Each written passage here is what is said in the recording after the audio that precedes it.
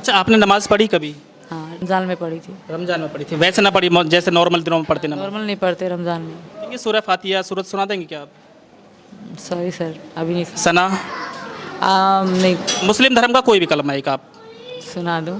सुना जी सूरत आती है, सुना दीजिए। मैं भूल गई हूँ सर, सॉरी। कोई भी इस समय कोई भी सूरत याद ना? ना जी, बिल्कुल फजर में 2 होती हैं। फजर में 4 होती हैं, 2 सुन्नत 2 फ़र्ज। अच्छा, जौहर में कितनी होती हैं? ज़ोहर में 4। 4 सुन्नत 4 फ़र्ज 2 सुन्नत 2 नफिल 12 होती हैं। आप लोग पढ़ते हो, हम नहीं। दोस्तों, एक बार फिर आपका स्वागत है हमारे चैनल पर। मैं इस समय रबूपुरा कस्बे में हूँ और सीमा हैदर के पास हूँ।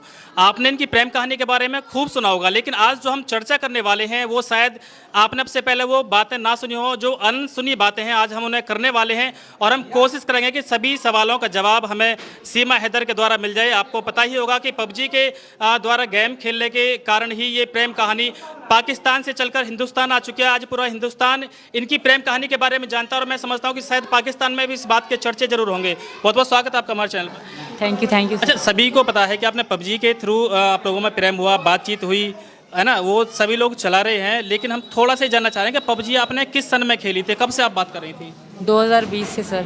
2020 से? जी सर। 2020 से कब तक पबजी खेली आपने लगभग? इस पहली तक 2001 तक।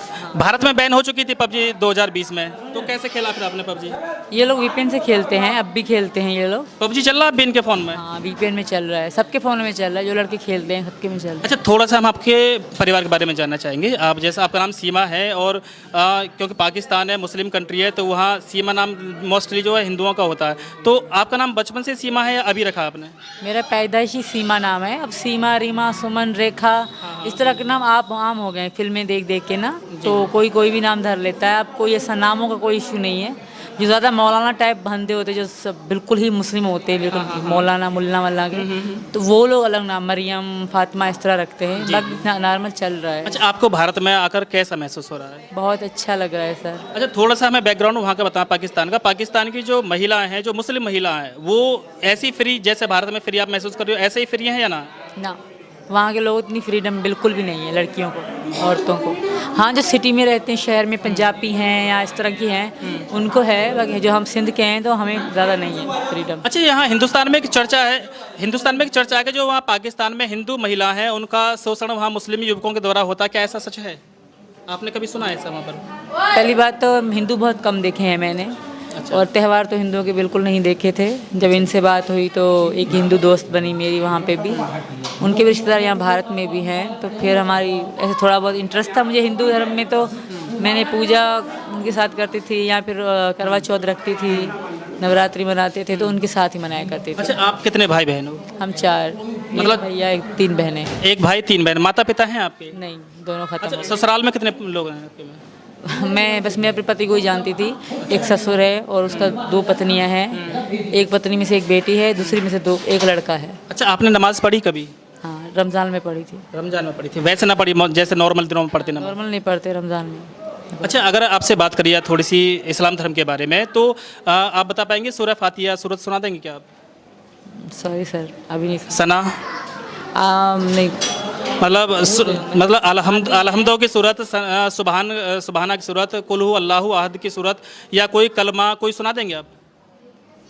कोई भी कलमा, कोई भी मुस्लिम धर्म का कोई भी कलमा एक आप सुना दूँ? सुना जी सूरत आती है, सुना दीजिए। मैं भूल गई हूँ सर, सॉरी। कोई भी इस समय कोई भी सूरत याद ना? ना, मेरे अच्छा, दिमाग आप में हिंदू नहीं। धर्म में कब से कन्वर्ट हुई हो? मुझे याद है कि मैं मार्च से लेकर मार्च से। तो अभी तक कोई श्लोक याद किया आपने? अभी तक नहीं, क्योंकि पूजा पाठ में अभी मैं बैठी थी, 2-3 बार गई। वैसे करवा चौथ इनके बारे में पता थोड़ी बहुत आती भी है, पर मैं सही नहीं कह पाऊँगी, तो इसलिए मैं नहीं कहूँगी। सीख जाऊँगी, जब मुकम्मल सीख गई तो नेट पे वीडियो ज़रूर डालूँगी। अच्छा, आपने जैसे नमाज़ पढ़ी है, तो किसी एक नमाज के बारे में बता देंगे कितनी रकत होती है किसी नमाज में? जी बिल्कुल, फजर में 2 होती हैं। फजर में 4 होती हैं, 2 सुन्नत 2 फ़र्ज। सुन्नत की नहीं, मैं फ़र्ज़ की बता रही हूँ। अच्छा, जौहर में कितनी होती हैं? ज़ोहर में 4। 4 सुन्नत 4 फ़र्ज 2 सुन्नत 2 नफिल 12 होती हैं। आप लोग पढ़ते हो, हम नमाज़ें 5 जानते हैं थे। अच्छा, 5 नमाज होती हैं, 7 होती हैं? 5 होती हैं।